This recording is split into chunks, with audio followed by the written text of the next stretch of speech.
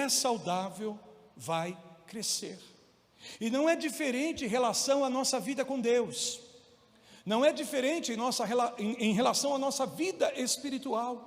Se nós tivermos uma vida espiritual saudável, nós vamos crescer.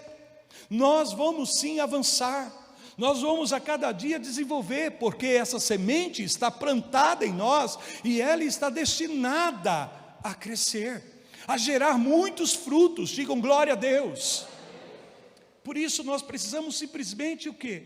Termos, assim como uma vida natural saudável, precisamos também ter uma vida espiritual saudável. Por quê? Porque Deus vai promover o crescimento. Paulo declara em uma das suas epístolas, mais especificamente aos Coríntios, que um planta, outro rega, mas quem dá o crescimento na verdade é Deus. Fala assim comigo: todo crescimento que vem de Deus é um milagre. Como a semente plantada aqui, e o Senhor Jesus está nos mostrando isso, sem que você saiba como, no seio da terra, a semente vai se desenvolver, ela vai romper as estruturas, ela vai se romper ali, para dar a florescer a vida que ela traz dentro dela. E uma vez que ela floresce, uma vez que ela frutifica, meu irmão, a coisa se multiplica, a coisa se multiplica.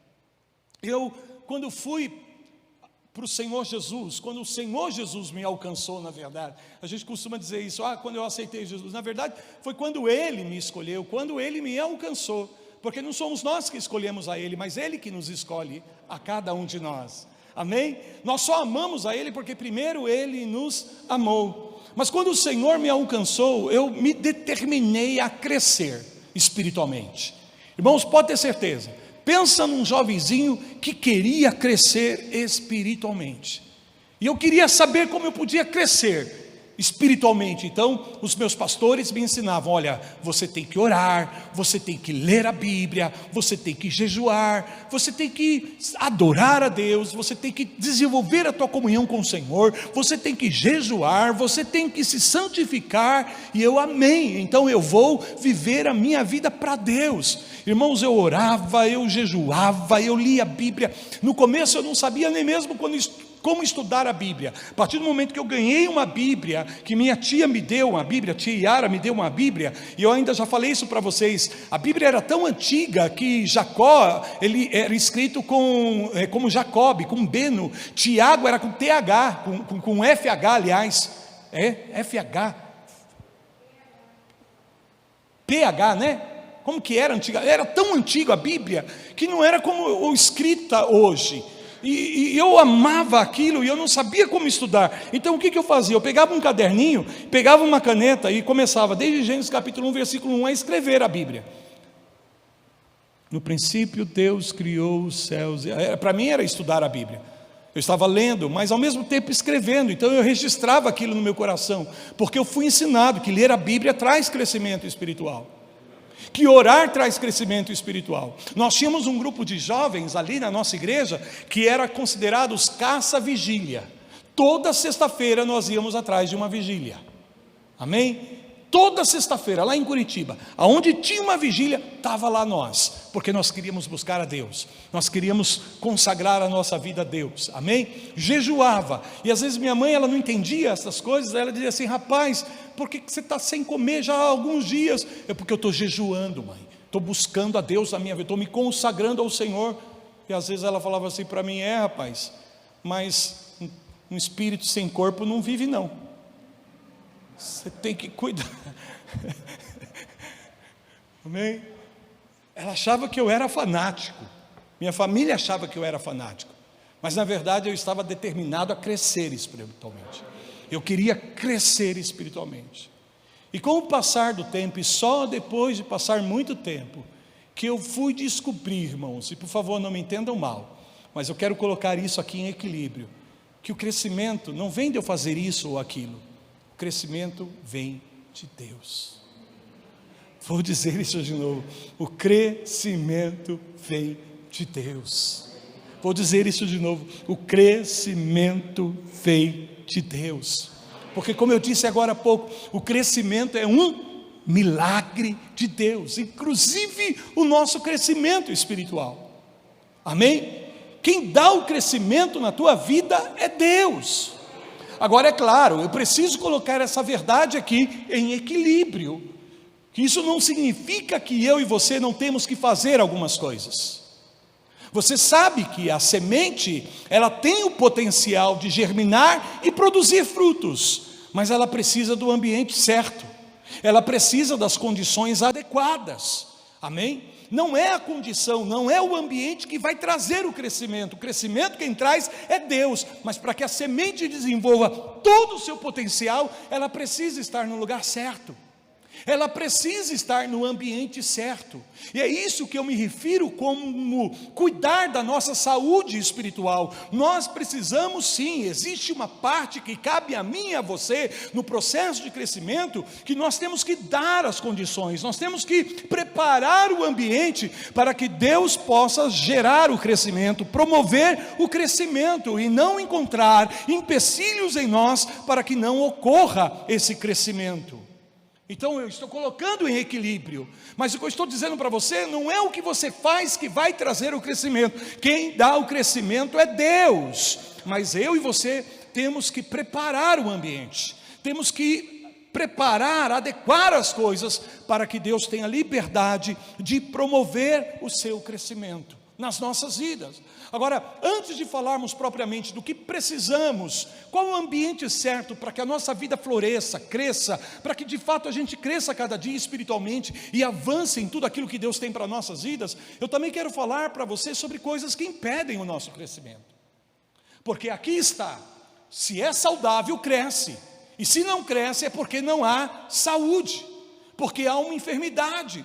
Existe alguma coisa que está comprometendo o crescimento. Então é fácil, você olha para uma pessoa, se ela não está crescendo, se ela não está avançando espiritualmente, é sinal de que existe alguma fragilidade, de que existe alguma enfermidade espiritual que está dificultando, barrando, impedindo o seu crescimento, o seu desenvolvimento. Por quê? Porque a semente que Deus plantou na minha vida e na sua vida está destinada a crescer, está destinada a crescer, e se ela encontrar o ambiente certo no meu coração e no seu coração, na minha vida e na sua vida, é certo que ela vai produzir em nós essa grande transformação, esse grande crescimento para a glória de Deus.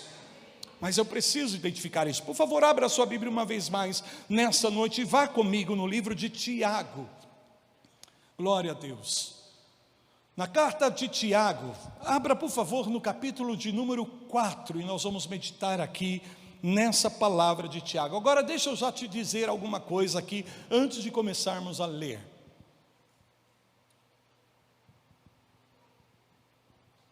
Algumas pessoas dizem que Paulo é muito duro, na forma como ele coloca as suas palavras. E em alguns casos até sim, eu acho que Paulo é bastante firme. Agora, meus irmãos, você quer encontrar alguém que tem uma palavra dura, é esse tal de Tiago aqui. Esse Tiago não tem meias palavras não, ele bate forte, amém? Então se você quer ler um texto da palavra de Deus, mais ameno, mais suavezinho, não leia a carta de Tiago, porque a carta de Tiago, como alguns cristãos diriam hoje, é cajadada, é paulada, é porrete, amém? Ninguém diz amém. Mas é poderosa, é verdadeira, é transformadora. Então ele não mede muitas palavras não, em outras palavras, ele é direto, ele vai no cerne da coisa, ele vai no profundo da questão mesmo. Já começando aqui no capítulo 4, versículo 1, que nós vamos ler, e você vai perceber o tom aqui, amém? No versículo 1 diz assim, ó: de onde procede guerras e contendas que há entre vós? De onde, senão dos prazeres que militam na vossa carne? Amém? Os conflitos que aí estão, as guerras que estão acontecendo, da onde vem isso? Da onde surge isso? Ele diz, dos prazeres que pelejam, na versão que eu tenho diz, militam, combatem na vossa carne, ele diz assim, na vossa carne. E aí eu lendo esse texto no dia de hoje, eu disse assim, bom, é certo que Tiago está escrevendo para um determinado grupo de pessoas, amém?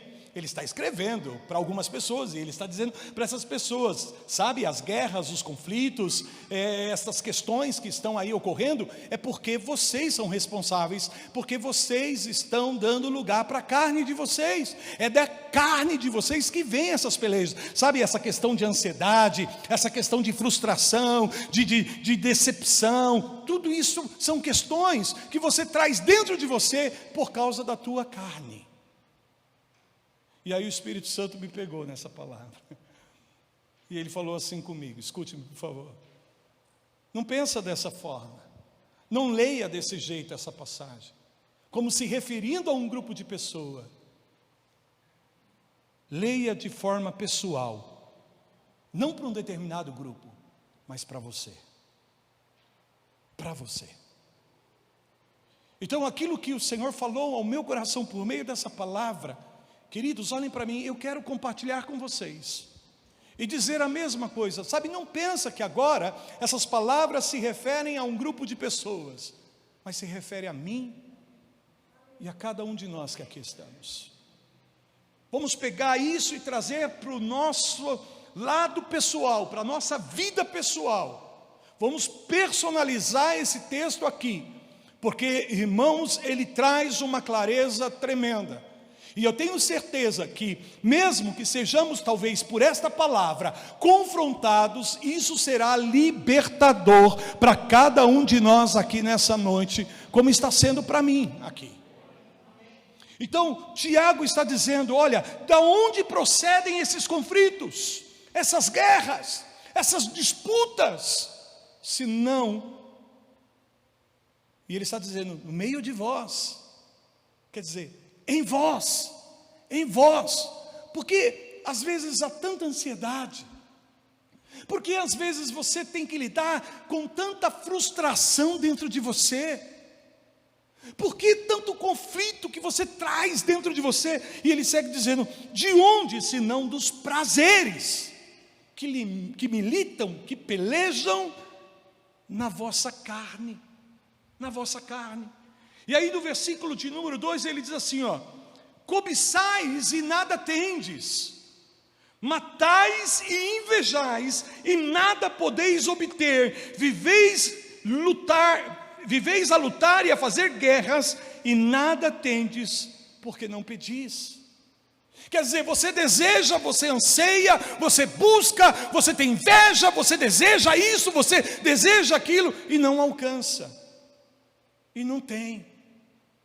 E é daí que surgem essas guerras, é daí que surgem essas frustrações, muitas das nossas decepções, essa sensação de que, eu não estou, a minha vida não está acontecendo, a minha vida não está aparecendo, na verdade é justamente por conta desses prazeres que nós trazemos na nossa carne,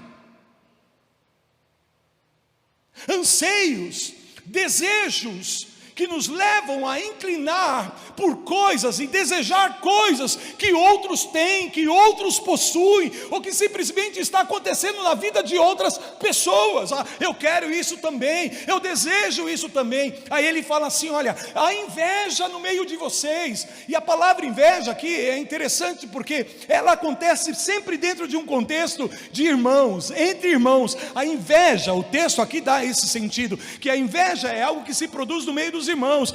Por que ele está achando o quê? Ele pensa que ele é quem? Que ele é fulano, que ele pode tudo, ele pode até ser mais inteligente, mas eu sou mais bonito. Ou se ele é mais bonito, eu sou mais inteligente do que ele.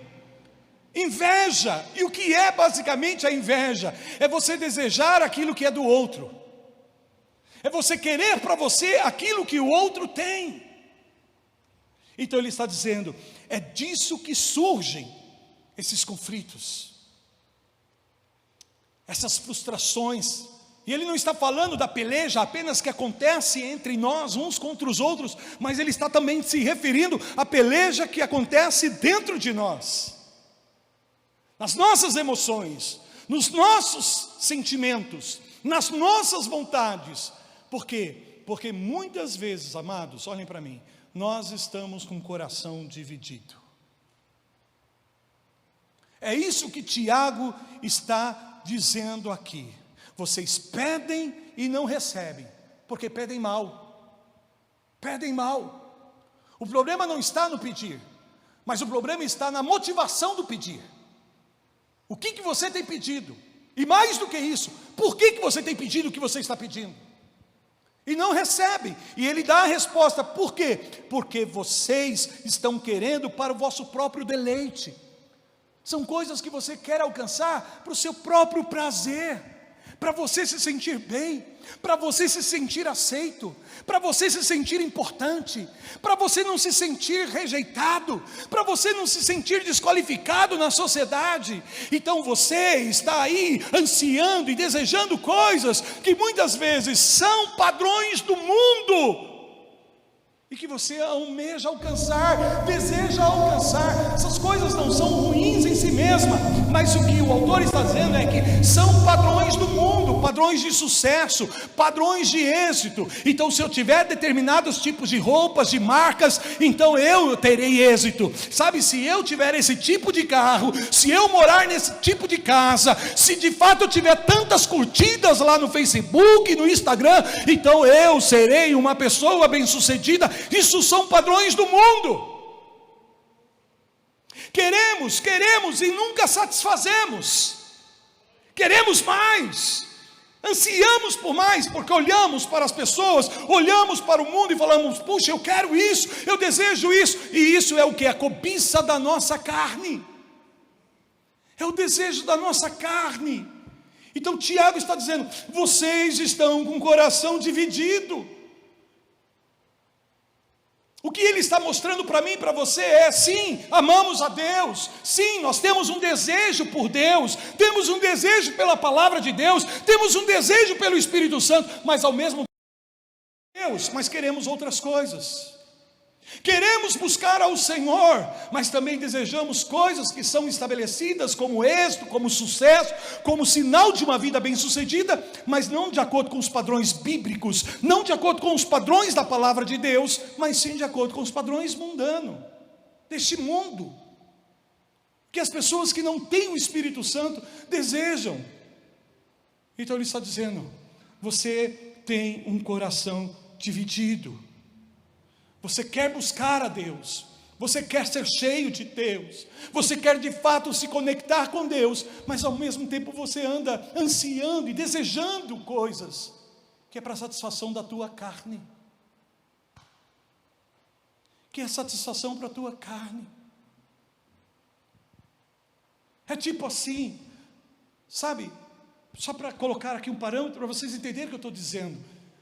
Eu quero estudar, eu quero ter esse título, eu quero ter esse diploma, eu quero ir. Tudo bem, não há nenhum erro em querer estudar, em se certificar e ter um diploma, mas a questão é, por que você quer essas coisas? O que te motiva a buscar essas coisas, a desejar essas coisas?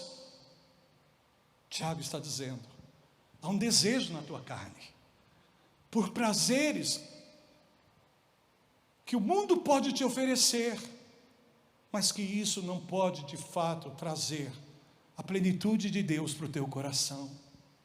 Isso divide o teu coração. No versículo 4 ele diz assim, estão comigo?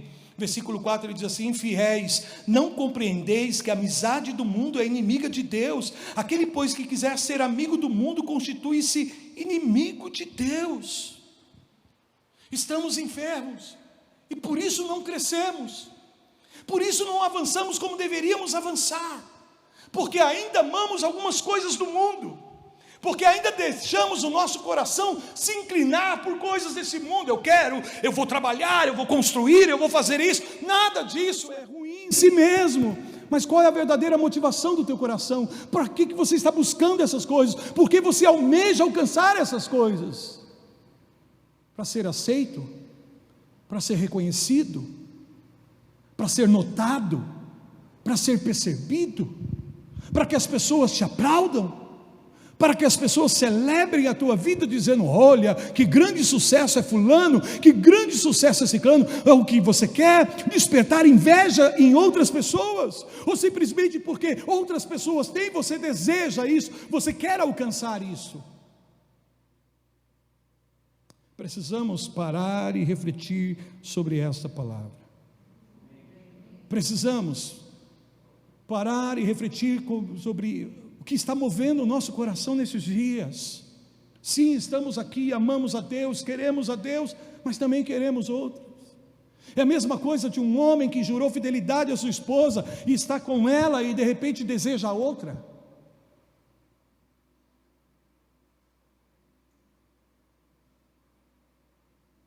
Toda pessoa, toda esposa que ama de fato seu esposo, não vai querer andar ao lado dele e perceber que os seus olhos estão dançando para tudo que é lugar. Entende o que eu estou te dizendo? Os olhinhos alegres, né? Tem que olhar para frente. Nenhuma esposa vai ficar contente. É ou não é verdade? Nenhum esposo vai ficar contente de estar do lado da sua esposa e ver que a sua esposa está olhando para todos os lados, para outros amores, desejando outras coisas. Entende o que eu estou dizendo? Isso nos fere, isso nos machuca, porque o que nós queremos no nosso cônjuge é um coração inteiro para nós. Sim ou não, amados? Um coração inteiro. E não é diferente no que concerne ao que Tiago está dizendo. Amamos a Deus, mas trazemos outros amores em nossos corações. Queremos o Espírito, queremos a unção, mas também queremos isso, queremos aquilo.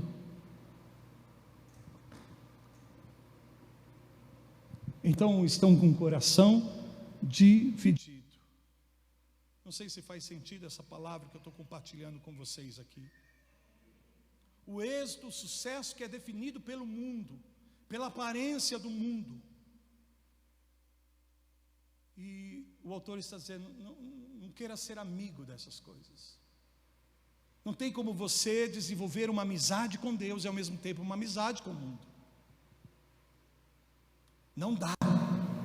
Se você tentar ter amizade com o mundo, isso vai comprometer a tua amizade com Deus. O mundo muitas vezes alcança o nosso coração, porque não estamos rendidos a Deus devidamente, completamente, como deveríamos estar. Sabe, o Senhor quer te revestir de bênção, de glória. Deus quer te dar muita alegria, Deus quer te dar mesmo muitas coisas, mas Ele tem alegria e prazer em fazer isso, quando Ele sabe que o meu e o seu coração está completamente rendido a Ele, a Ele, a Ele. O apóstolo João não precisa abrir, ele fala assim na sua segunda carta, na sua primeira carta, no capítulo 2, versículos 15 a 17, ele diz assim, a mesma coisa que o Tiago está dizendo aqui basicamente: não ameis o mundo, nem as coisas que há no mundo. Se alguém amar o mundo, o amor do Pai não está nele, não está nele, porque tudo que há no mundo, a concupiscência da carne, a concupiscência dos olhos e a soberba da vida. Olha aqui, o autor está definindo bem para a gente o que é esse mundo. O que há no mundo, o que há é a concupiscência da carne, a concupiscência dos nossos olhos e a soberba da vida. Essas três coisas aqui constituem o mundo. Quando eu entrei na igreja, eu me lembro que muitas pessoas tinham essa expressão: precisa tomar cuidado com o mundo, porque o mundo está entrando em muitas igrejas. E o que significava isso? É porque as irmãs agora estão querendo usar brincos, usar pulseira, sabe, colar, bijuteria, cortar cabelo. Não pode. Isso é o mundo, isso é o mundo. Em outros lugares, evangelista Antônio, o mundo era a música rock, era a bateria, eram os instrumentos. Em alguns lugares, o mundo que está entrando na igreja são as luzes, as paredes pretas. O mundo está entrando na igreja. Irmãos, eu penso que não é sobre isso que João está falando. Não penso que seja isso que Tiago está falando aqui.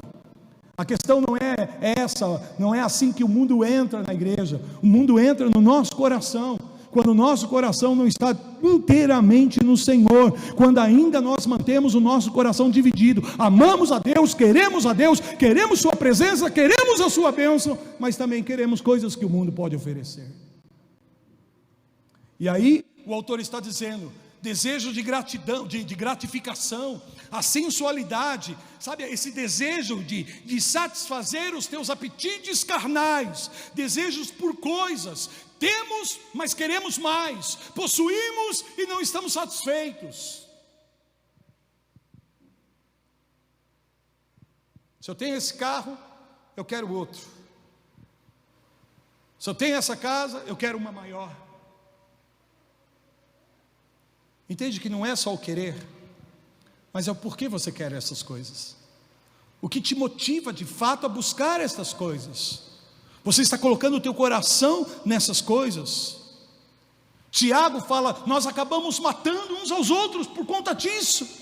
Quer dizer, não cometemos assassinato, não pegamos uma arma e atiramos no nosso irmão, mas quando nós matamos um irmão, quando nós pegamos, olhamos para aquela pessoa, e aquilo que a pessoa está vivendo, aquilo que ela tem, nos provoca inveja, e aí a gente ataca a moral daquela pessoa, a gente agride, sabe, como que eu posso dizer, a reputação daquela pessoa, falando: fulano é muito orgulhoso, fulano é muito soberbo, e fulano é assim, fulano é ciclano. Mas na verdade estamos atacando a reputação da pessoa, porque por trás nosso coração está ardendo inveja, porque queremos o que ela tem, queremos ser o que ela é, queremos ter a notoriedade, queremos ter a relevância, queremos ter as posses, os bens, a fluência, sei lá.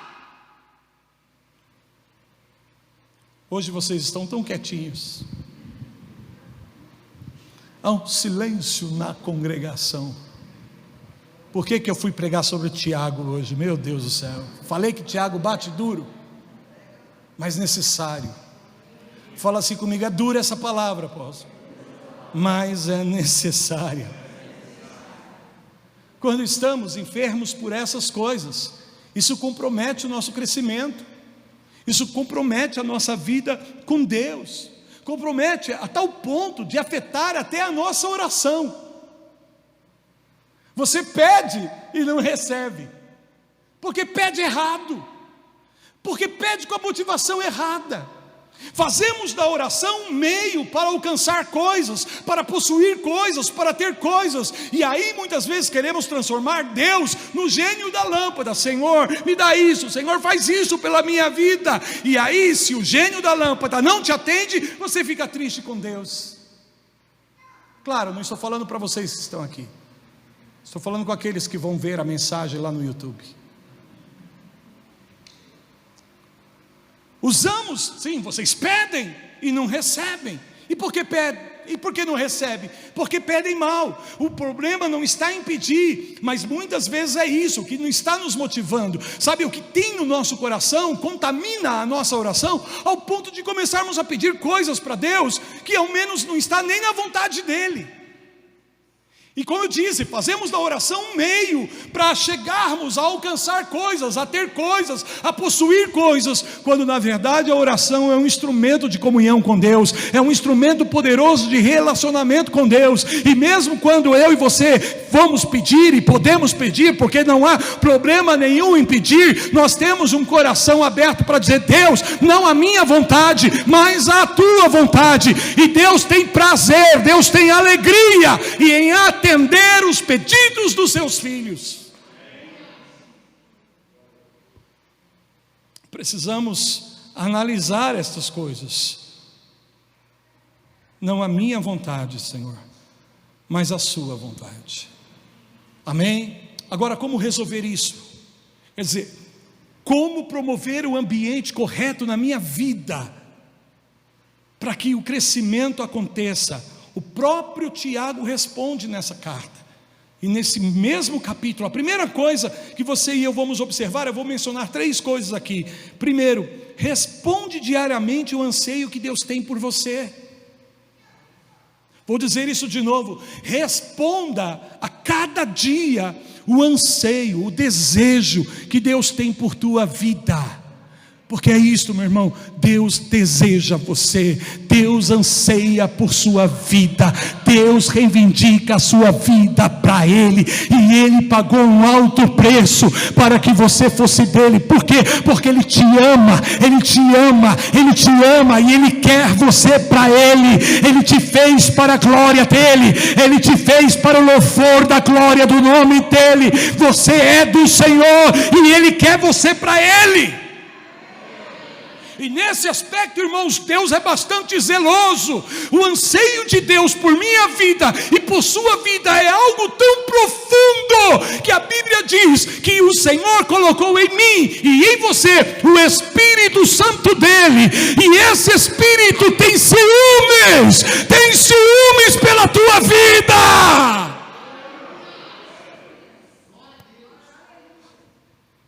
Ciúmes.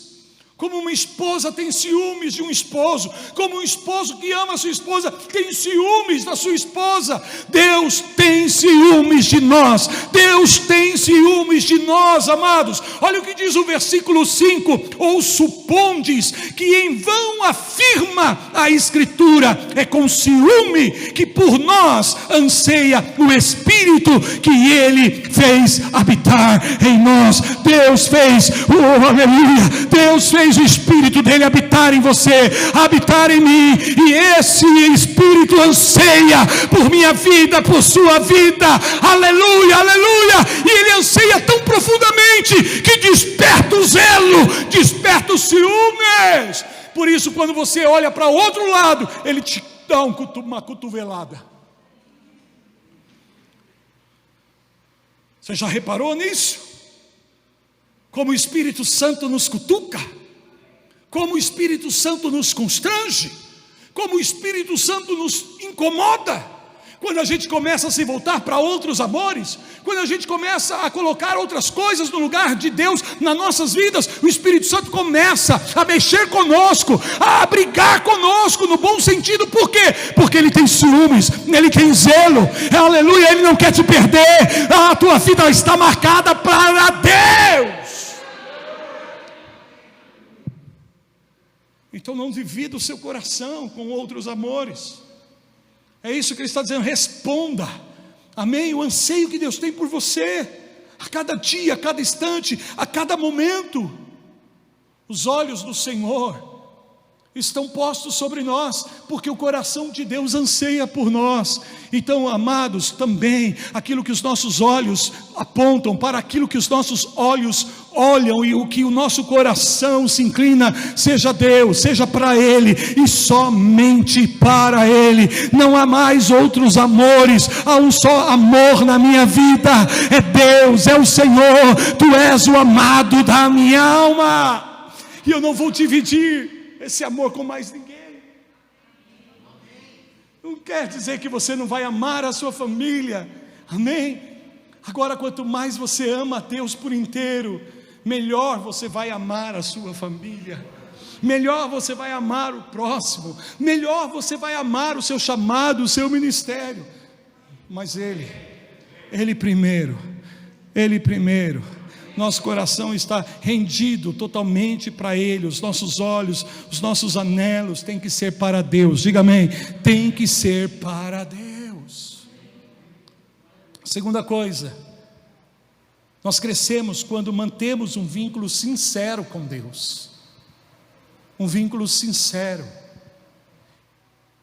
e isso requer, irmãos, uma palavra tão poderosa que nós encontramos aí em Tiago, que é a palavra humildade. Diga comigo, humildade. Olha o que Tiago diz no versículo de número 6: antes ele dá maior graça, pelo que diz: Deus resiste aos soberbos, mas dá graça aos humildes. Orgulho. Como é sério essa coisa do orgulho. E às vezes o orgulho é que nem um mau hálito. Todo mundo percebe que você tem, só você que não.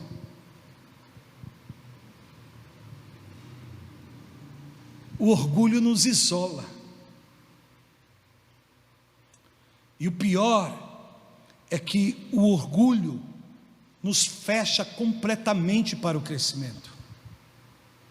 Porque eu disse para vocês no começo dessa mensagem, que o crescimento acontece pela graça de Deus. Vou dizer isso de novo: o crescimento é obra da graça de Deus. A coisa cresce porque Deus põe a graça dele. E há algo que nos priva da graça de Deus, é o orgulho, é a soberba. Não queremos ouvir a Deus, não queremos ouvir as pessoas, nos fechamos, e isso, irmãos, nos isola de tal forma, de tal maneira, que nós ficamos destituídos da graça de Deus. Entramos num estado de miséria espiritual, porque estamos desprovidos da graça, porque deixamos que o orgulho entre no nosso coração. E o orgulho não só nos isola de Deus, mas também o orgulho acaba nos isolando dos relacionamentos vitais à nossa vida. Se eu parar de ouvir a minha esposa, se eu fechar o meu coração e não escutar mais ela, orgulho, entende? Eu estou frito. Por quê? Porque ela é a pessoa que mais me conhece, ela é a pessoa que mais me entende, então ela é o meu espelho. Eu olho para ela, e aquilo que ela diz e sente a meu respeito é um reflexo da minha própria vida, no que está bom, no que está certo, e naquilo que não está tão bom, que não está tão certo. Mas aí o orgulho faz com que a gente se feche, não é isso? O orgulho fecha os nossos ouvidos, nós não queremos mais ouvir as pessoas, não queremos mais ouvir os nossos líderes, não queremos mais saber o que as pessoas... E principalmente, irmãos, acaba nos isolando de Deus, da sua graça, e aí nós ficamos privados desse crescimento que Deus tem para nossas vidas. Em Lucas capítulo 18, versículos 10 em diante, não precisa abrir, você vai encontrar a parábola do publicano e do fariseu. Não sei quantos de vocês lembram desse texto, mas eu vou ler para vocês alguns versículos desse texto, só para vocês ouvirem, e prestem bem atenção. 2 homens subiram ao templo com o propósito de orar, foram ao mesmo lugar e ambos tinham o mesmo propósito. Qual o propósito? Orar. Amém? Orar. E veja o que diz a palavra: um fariseu e o outro publicano. O fariseu, posto em pé, orava de si para si mesmo dessa forma: ó Deus, graças te dou, porque não sou como os demais homens, roubadores, injustos e adúlteros, nem ainda como este publicano. Jejuo 2 vezes por semana e dou o dízimo de tudo quanto ganho. Entende? Quando eu falei para você agora atrás, agora há pouco, quando eu disse para você que não é o jejum, que não é a oração, que não é isso, que não é aquilo que vai gerar o crescimento, mas é a graça de Deus na tua vida que gera o crescimento. Não que não devemos orar, não que não devemos jejuar, não que não devemos ir ao templo e dar o nosso dízimo, não se trata disso, mas se trata do nosso coração, da motivação, do que está dentro de nós. E o que está no coração deste homem é um orgulho religioso, uma soberba religiosa, ao ponto dele chegar diante de Deus. E eu acho interessante a versão que eu tenho aqui, porque ela deixa de uma maneira muito explícita a condição do coração deste fariseu, porque a Bíblia diz que ele orava de si para si mesmo. E é isso que Tiago diz: pedimos e não recebemos, porque pedimos maus, porque estamos com o nosso coração cheio de si mesmo, cheio do que você deseja, cheio do que você quer, cheio do que você pensa, cheio do que você sente, e não de fato daquilo que Deus tem estabelecido para a sua vida. E olha, deixa eu te dizer, eu já vivi tempo suficiente para saber que o que Deus tem para a minha vida é infinitamente melhor do que qualquer desejo da minha carne. De si para si mesmo orava, dizendo: eu faço isso, eu faço aquilo, eu sou uma pessoa que ando corretamente. Soberba, orgulho. E o publicano, por sua vez, ele disse assim, não ousava nem ainda se levantar e olhar para os céus, diz a Bíblia, mas ele batia no peito dizendo: ó Deus, sê propício a mim, pecador. Amém? Um se colocava de pé e dizia: Senhor, eu te dou graças porque não sou como estes. Tipo assim, o Senhor fez a melhor coisa que o Senhor já poderia ter feito, ter me alcançado, porque olha como eu sou bom para ti, olha como eu sou especial, Senhor. O Senhor acertou em cheio quando me salvou.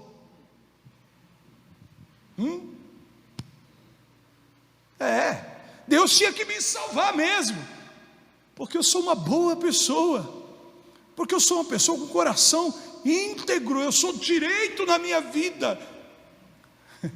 E o outro dizia: eu preciso de um Deus que me salve, porque não há bondade em mim, não há merecimento em mim, não há virtude alguma em mim. Eu preciso de um Deus que me salve, um Deus que me liberte, um Deus que me cure, um Deus que me transforme.